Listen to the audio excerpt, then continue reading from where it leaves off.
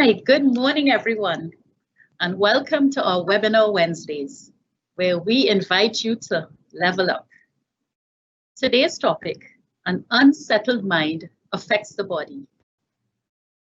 I am Audra Mitchell, and I will be your moderator for today's learning experience.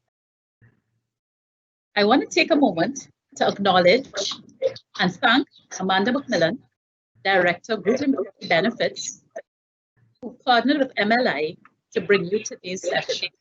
Thank you, Amanda. So, just a quick few reminders as we get into today's session. As is customary, the Q&A segment will be at the end of the presentation. Your questions and comments should be posted in the chat box. If someone posts a question you wanted to ask, just click the thumbs up icon by that question, and that will help us in moderating this section. As I know you possibly may have loads of questions for Dr. Nedd, but as our time is limited, this will assist us in getting through today's Q&A session. Today, we are excited to introduce our presenter, Dr. Kester Nedd, practicing neurologist, founder and CEO of the JIPA Network. Dr. Nedd has been affiliated with the Massy Group for a number of years and has medically case managed several of our cases, both locally and internationally. In fact, it is said that once Dr. Nedd is on your case, you're in great hands. Due to the passion with which he pursues his vocation and his relationship with our company, he is considered an honorary member of the Massy family. Dr. Nedd, it is a privilege to have you here with us this morning. Your Massy family welcomes you. Over to you, Dr. Nedd. Good morning, everyone. And thank you, Massy team, for this warm introduction. And I would like to also express thanks to Amanda McMillan for inviting me in performing or presenting this topic.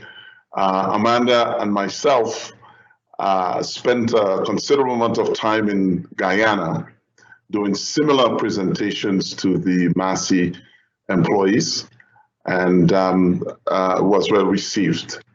So thank you, Amanda, for this invitation, and thank you for the Massy Learning Institute for this opportunity. So I will go now to the slides. So in having a conversation with Amanda, we were trying to come up with the best topic for this subject. And we thought in these current times that we exist, with what's going on with COVID and how it's impacted all our lives, to present the topic, what we refer to as an unsettled mind affects the body. In so doing, I'd like to talk about the science of the mind-body connection in the wake of this COVID experience and how we cope with this. So first, I'd like to point out that all of us have been affected, the whole world, by this virus.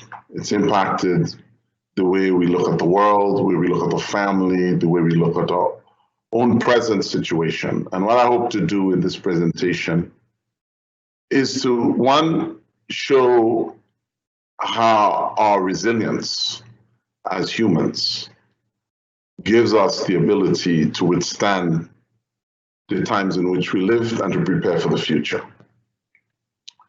So before moving forward, what I'd like to do is to ask all of you looking at this presentation and listening to my voice to take a moment and look at this photo and reflect. Now, I'm a neuroscientist, and I'm imagining here there is about 200, 300 people registered for this conference and might be looking at this. And in my mind, what I'm thinking is you have 300 brains trying to assimilate what's going on in this photo. as a neuroscientist, I'm thinking of all of the connections of the nerve cells and the neurochemistry that's going on in the body, where we could call on the bank of memories that we've had from the past, from our education, from growing up. And we're now taking all of that and putting it into our ability to understand and comprehend what's going on in this photograph. So now, if you are a person that meditates, you have religious leanings for any particular religious faith, you look at this picture, you meditate in a spiritual and prayerful manner and think, what a beautiful photo. There's a caring woman with her daughter, and maybe she is instructing her on the future of the world. If you're an environmentalist, you're looking at the water and you realize that the level of the water is pretty high. It's said that in Florida, we'll be underwater in the year 2020. And you're actually thinking of the polar caps melting, and that the level of the water in the world rising because of the carbon footprints that we as humans have brought to this mighty earth. If you're a pessimist, you're looking at this and you're thinking, there are clouds in the sky that's covering the sun, and the sun can't see through. So depending on what perspective you look at this picture from, you get a different feeling, a different intellectual attachment, a different meaning. But I want to tell you about the story about this woman and the child that's sitting in the picture. She's a patient of mine. Or actually, she's a patient of mine and her husband is a patient of mine. And conspicuously, her husband is missing from the picture. Some of you might have already seen that. I came across this patient about 4 years ago when he was admitted to the hospital, when he was on a cycling trip and was hit by a truck, causing major damage to his brain. His wife at the time was pregnant, and this is the 4-year-old daughter that she's now caring for, almost like a single parent, because of this family living with the long-term effects of an injury to the brain.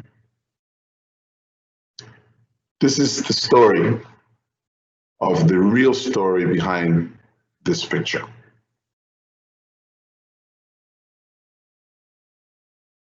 A quote that comes from many different religious, compiled this quote from many different religious leanings.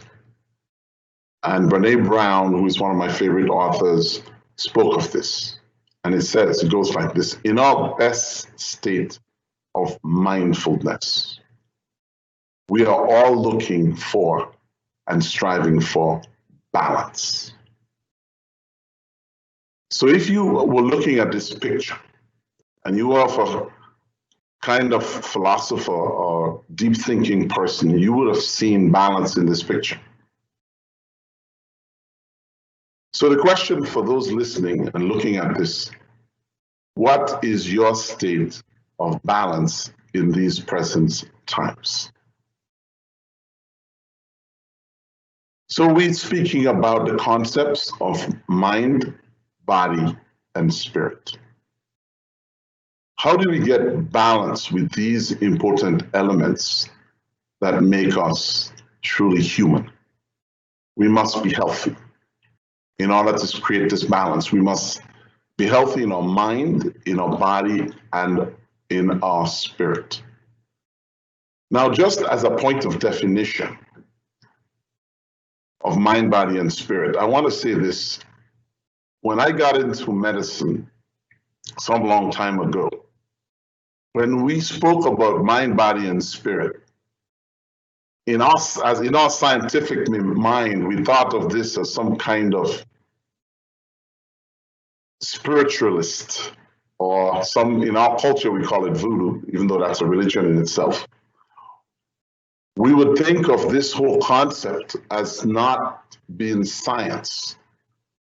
But in this modern times, what we realize that there is real scientific evidence of mind-body relationships. And we actually could document this in many of the diagnostic testing modalities like the functional magnetic resonance or the MRIs. We look at studies in nuclear medicine and we can see how the brain reacts when we express emotions like guilt and fear and happiness. We literally could map those processes by evaluating the electrical activities in our brain. So we know that there are clear links between mind, body, and relationships that we could now scientifically document in modern science. So by definition, our mind, let's think about what our mind is. Our mind is how we think and how we feel. How we think and how we feel. Thinking has to do with a term we use in medical science called cognition. Cognition is about how you learn to speak and write and read, how you interpret the world. What's a tree? What's depth? What's not depth? What speed we're traveling at? These are all things we learn from our experiences. Feelings, on the other hand, are how we react to those things, the emotions, what we experience, sadness, hope, fear. Those are all emotions. So our mind is how we think and how we feel. It's abstract. It's like the wind. You can't see it. You could feel it. You could experience it, but you can't literally touch it. You could touch the brain, which is part of your body. You could touch the human body, but you can't touch the mind. The human spirit is similar. It's a kind of cosmic connection that is tied to our beliefs, like our religion, our knowledge and our experience of the world, how we feel about ourselves, and how we feel about the world outside of us. What's fascinating about those two concepts, they do create a lot of conflicts in all of us because we come with different experiences. In a book I recently wrote on the brain, I asked the question, how about if you were born in a different country, a different culture, a different race, speak a different language? How would your brain and your mind see things? As a point of sensitivity to others in our universe, we must understand mind-body relationship and put it in the full context of our health and how we relate to others. So now we get to the body. The body is the physical structure that we see and feel. It's about our physiology. It's about how we digest our food, how we taste things. All of the complex cells that come together, the elements to make the body what it is. And believe it or not, if we have an unhealthy body, we usually don't have a healthy mind or healthy spirit. Our goal in life is to create balance between all of those three entities. When the best of balance occurs, we have what we call health. So we're now talking about the link between the body and the mind. And one of those, as I alluded earlier, is how we feel, our emotions. Our emotions have physical consequences. There are physical symptoms. Have you felt when you're about to give a talk that you get a dry mouth? You feel like your heart might be racing, or you may feel a twitch, or get tunnel vision. Some people literally faint when they get to a point where they're doing a presentation, or get involved in something that's emotionally charged. So clearly the mind has a tremendous effect on the body. Think about falling in love or breaking up with someone. What feelings that you get, the kind of emotions, the feelings of loss. Our brains like patterns. It likes to follow a rhythm. When we break that rhythm, we feel tremendous loss. And that's what we call emotions. Brene Brown says the first step in building resilience to painful emotions and enjoying the positive ones is being aware of your triggers and all that affects you. All of us have triggers in our environment on a day-to-day basis that cause us to behave and act in ways that are either positive or negative, ways that build us or build others, ways that take others down or help build them up and make a world better or worse. So in these times, we can't literally talk about post-COVID yet because we're in the midst of it. We're in a COVID dispensation, a new time, where we are presented with this whole concept of a balancing act of this mind, body, and soul. And that perspective involves our community. All of the people around us, our kids, our family, the people we work with, the people that we share and break bread with, our enemies, the people we don't like, the people we hate, the people who do things in society that we don't like, the people who we share a difference of opinions with. We are now in a new era of business climate where there's not just the boss, but there's us. It's not just the unions, it's us. It's the employees and management working together to create a better organization to remain competitive in this new world order. How about the environment? How about plastics that we use every day that corrupt and pollute the environment? Like going to the grocery stores, now we have to make changes. Instead of using plastics, we have to take a box. For us, that's inconvenience. How about the use of the energy modalities that produce and create a carbon footprint that affects the ozone layer and increase the temperature of the earth? Let's talk about education. We have new methods of learning that are amazing. When I was a child, we didn't have the computer. We didn't have any of these modern methods of creating videos and editing and doing this presentation like I am doing from this electronic media, where we are talking miles away from each other, but yet we could express the emotions in my voice and in looking and seeing. An amazing era that we live in. Phenomenal change has allowed us to literally survive in this time of COVID-19. In times past, similar viruses killed millions of people. And we hope to God that this doesn't happen in our case. What's going on in healthcare? We are now realizing that we as nations must spend more resources on healthcare. We spend a lot of time on fixing roads, and our priorities are sometimes mixed up in this regard. We spend more time on our cars and our homes. We buy health insurance. We buy insurance for those devices, universe that are fleeting, and we don't spend enough time on paying for health insurance. Most of our countries have poorly developed healthcare delivery systems. In our Caribbean nations, we must rise up and do something about our healthcare. Our spirituality. We've seen some changes in the way we worship, the way we relate to each other, what we believe, how we use religion to divide or religion to bring us together. Our humanity. How we use the humanity of us and others to create this new world order.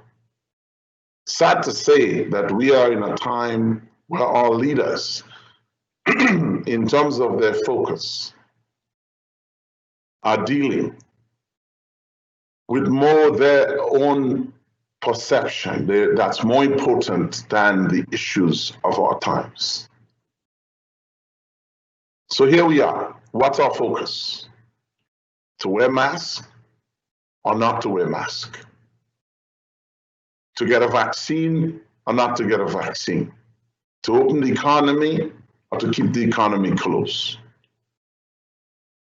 Not to speak about the detergent story that you guys hear about us here in America, but to use hydroxychloroquine or not to use hydroxychloroquine.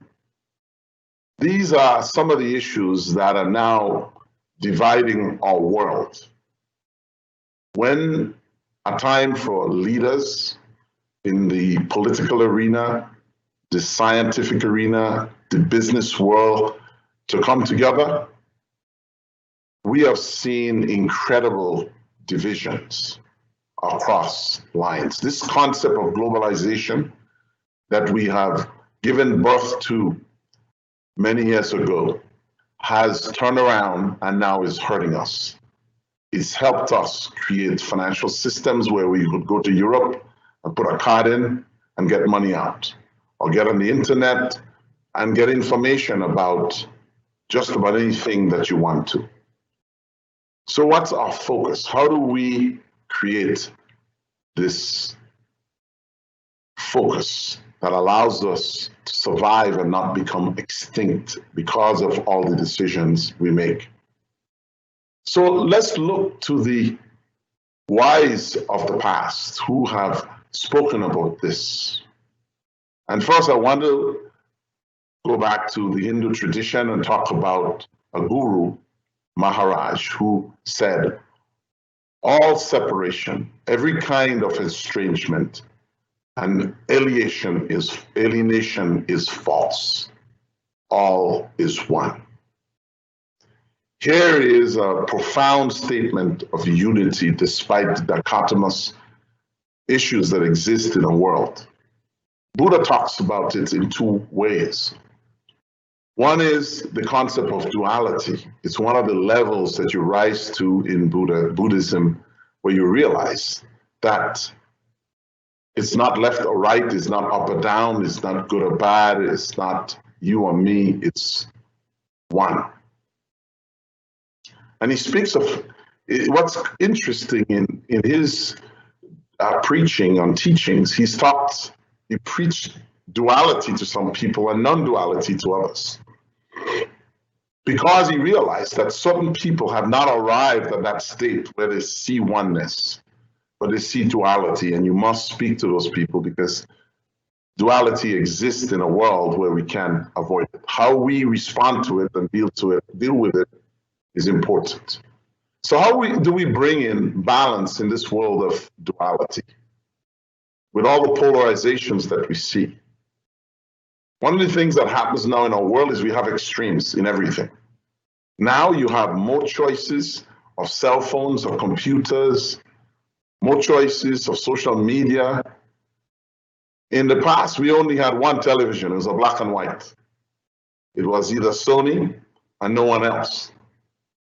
Now we have many brands, many choices. It's even to the point where it's confusing to make choices. Then we have those who don't have any choice. So how do you create balance when you have excess and when you have too little? Our brains, as I earlier said, likes patterns. We sometimes get uncomfortable with change. And when there's change, it can disrupt our balance. Now, if we look at balance in the context of change, all good. There are negative elements in balance. If you're going to build a house, you have to clean up the lot. You have to destroy things. You have to disrupt. You have to forget what that lot looked like before. We see the positive elements when the home is built. We want to preserve, we want to create, we want to empower, we want to satisfy. But for some people, changing that land is a disruption, while for others, it presents an opportunity to have new living quarters where they could feel happy. So you see this issue of polarization and duality in a society creating conflicts. You look at another picture here and you see murky waters. And then you see sunshine in the background. So you ask yourself, what state am I in my personal life? How am I looking at the reality of the world from a mind, body, spirit basis? Am I seeing murky waters, or am I seeing an opportunity in those murky waters? Am I seeing sunshine, or am I seeing a pessimistic future for me, my children, and the world? I have learned that in whatever state I find myself, therewith to be balanced in mind and body. How profound. Looking at this slide, do you see balance? I'm a very busy doctor. I'm involved in many things, business and others, and people often say to me, Dr. Nedd, I don't think you're balanced. You're doing too many things. I'll say to you that you could be doing one thing and be off balance, and you could be doing many things and be balanced. I know there are some ladies in the audience that's looking at this picture and thinking to myself, I gotta go home and worry about feeding the baby. I gotta wake up at a certain time. I got bills. I got the home. I got a husband that may not be as helpful, maybe sitting on a chair looking at television. Tough balancing act that we are faced with in these tough times. The whole issue of making ends meet. People are worried about where the next dollar, the next meal is coming from. And this is unsettling. This is disrupting our whole body chemistry of how we feel about ourselves and how we feel about the world. Little humor with the elephant balancing on a ball. We speak about being top heavy in organizations. Top heavy. How do we balance our companies to get them to the place where we're not just paying big salaries to people? How do we balance things off so we have the appropriate mix in our organization to be effective in what we do? I know many of you are thinking of what I'm saying and what I'm speaking about, where you are, what state you're in, what state is your company, what state is your country, the world around you, what state is in. And it's a moment when we obviously must reflect.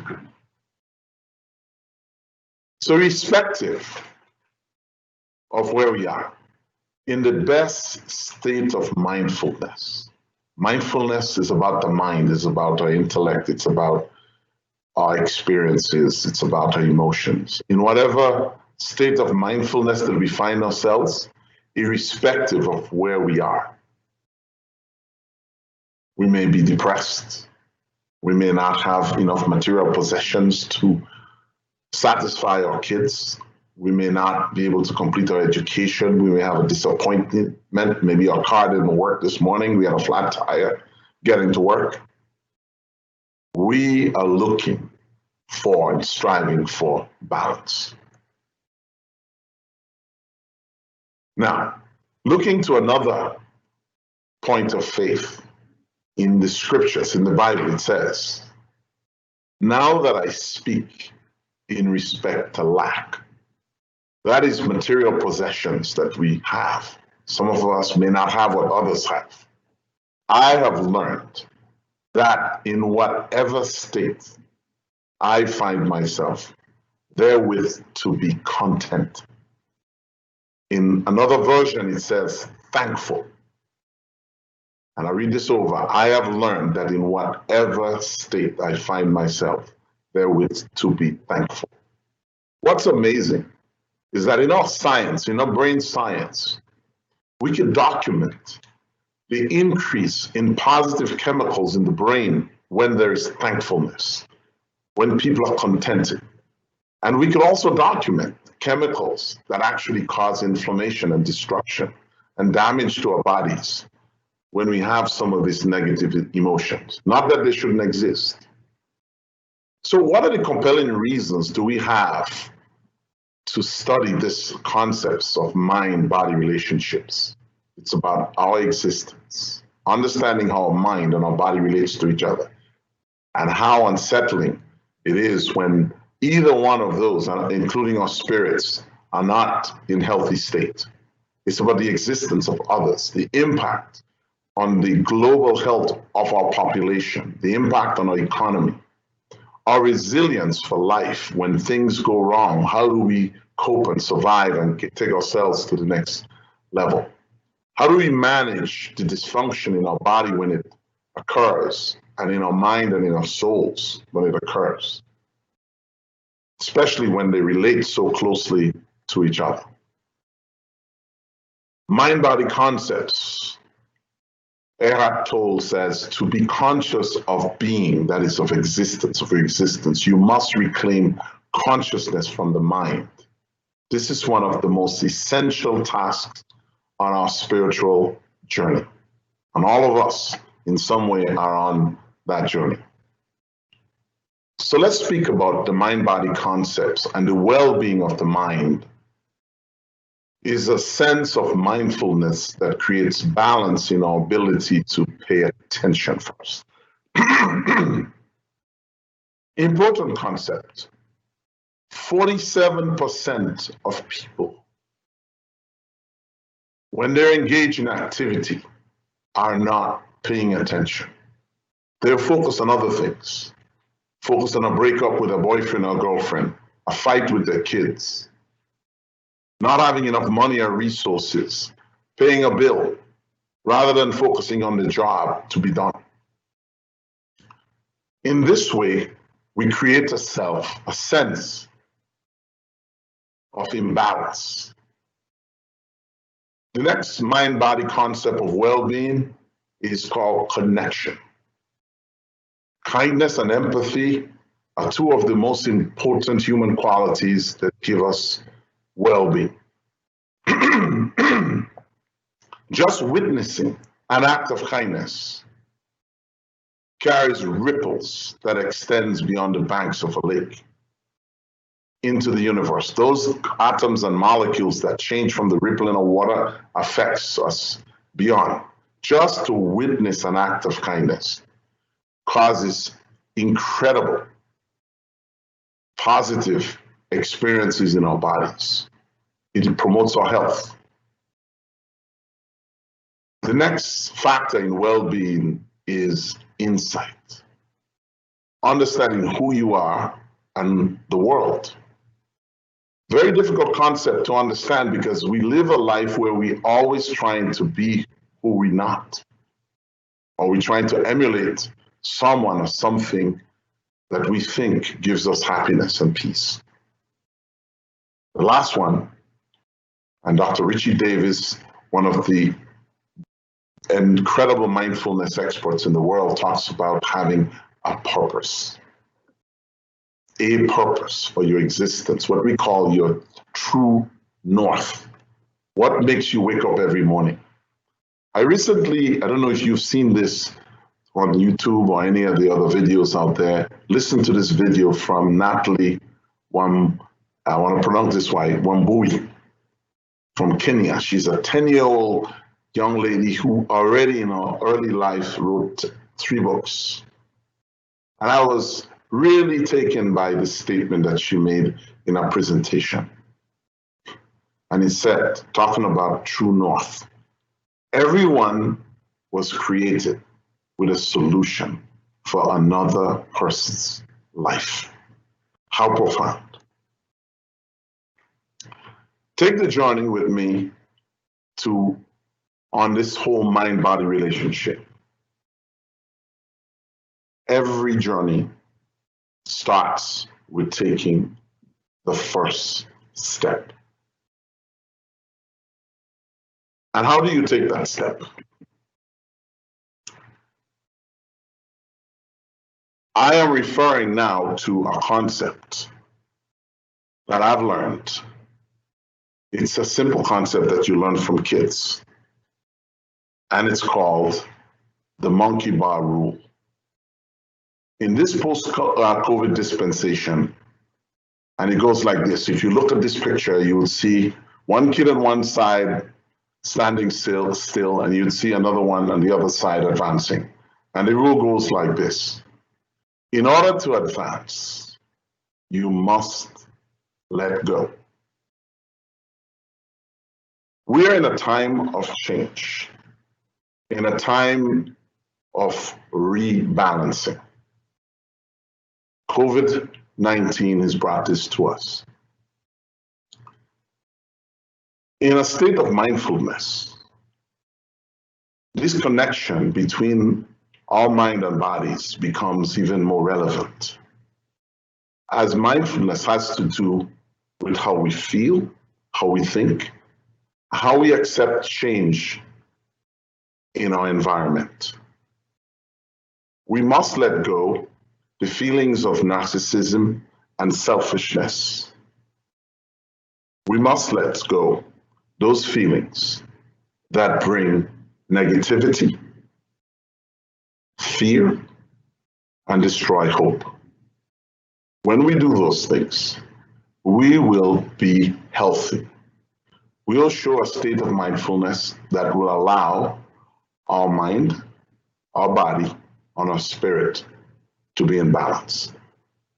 Thank you. Wow. Thank you so much, Dr. Nedd, for sharing such a powerful nugget, giving us this. So thank you. So what we're going to do now is I'm going to hand you over to Renee Bonnet, who will be moderating the Q&A section. Good morning, Dr. Nedd. Good morning. Our first question this morning, it's from Carlicia Nicholson Rivers. How do you find that work-life balance now? That work and life are so intertwined due to COVID-19.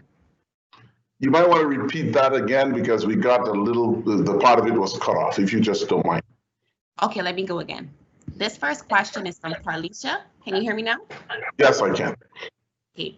How do you find that work-life balance now that work and life are so intertwined due to COVID-19? Fascinating question. Well, first, I'll say this. We have to be connected in order to create work-life balance. And to get connection, we must understand ourselves.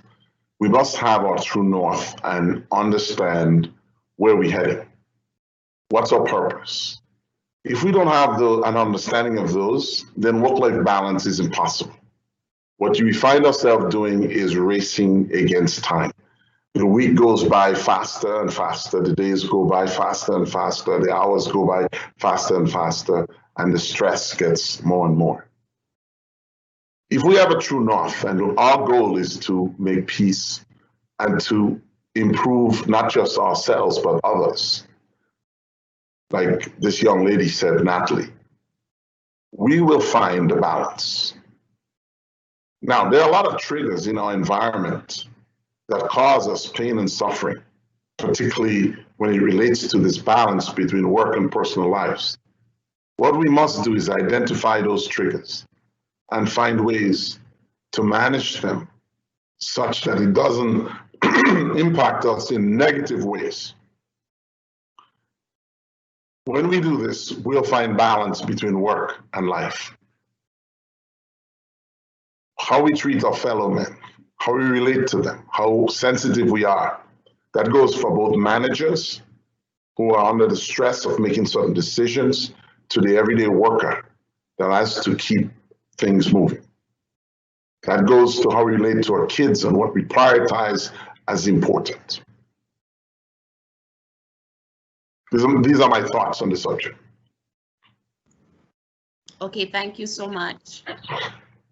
Our next question is from Felicia.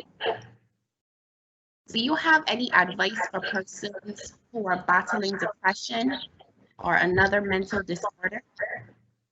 How can that person be able to better cope with work life? So depression comes as a result of multiple situations. Some people are born with a genetic predisposition to be depressed. They inherit it from their family. And in most cases, these individuals require medication intervention to balance the neurochemistry in their brains. Certainly, the environment plays a role in this balancing because we don't just live as neurochemicals. We live in an environment that have triggers that evoke certain elements in our body that make us feel depressed. So clearly our environment has to do with our depression and how we relate to our environment, how we relate to things that are disappointing and things that make us happy. There are some people that are disappointed no matter what. They're unhappy no matter what. They have no sense of how to be positive. So when good things happen, they see the bad things. Learning and teaching our kids at an early age how to experience positive experiences and how to deal with depression is critical. Many times, negative experiences, our brains learn to cope with them by these what we call neurobehavioral methodologies that are ritualistic. So for example, if you're in an environment where you saw an unpleasant experience like an accident, okay, your brain records that. And the next time you're driving down the street and you see an accident, you're going to feel nervous. You're going to feel anxious. You're going to feel pain. That's a method of protection. Depression for many persons are actually a form of protection. People wouldn't believe that. But it's a way of avoiding those experiences that we perceive as negative. That's one part of depression we must understand. So we must understand the triggers in our environment. If you visit a psychologist, that's one of the things they'll teach you is what are your triggers? What are the things in the environment that trigger your brain and your body and your mind to go through depression? So the art of learning and educating, and that's, oftentimes we're afraid of going to psychologists because people think we're crazy, or sitting with our pastors or